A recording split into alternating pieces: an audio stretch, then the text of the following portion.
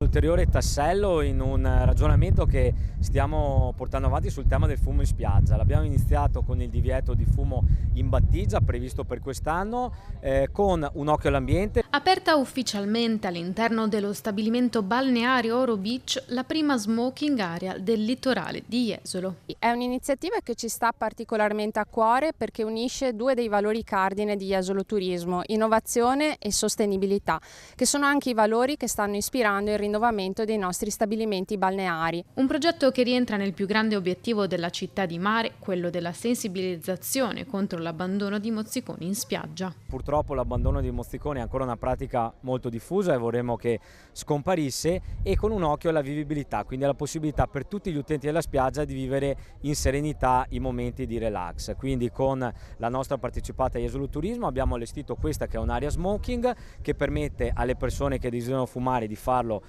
con socialità in un ambiente accogliente e anche generando un ulteriore plus che è il riciclo dei mozziconi. Oltre a regalare minuti di relax in un contesto dedicato, permette anche ai nostri ospiti di fare del bene all'ambiente grazie alla possibilità di riciclare i mozziconi di sigaretta attraverso la colonnina di Resig. Questi mozziconi di sigaretta daranno infatti vita a nuovi materiali plastici. Soddisfazione dunque per il primo progetto per rendere la spiaggia un luogo smoking free. Contestualmente a questo, il Comune di Jesolo ha presentato anche una campagna di comunicazione e informazione relativa all'introduzione del divieto di fumo lungo la battigia, provvedimento entrato in vigore a maggio 2025.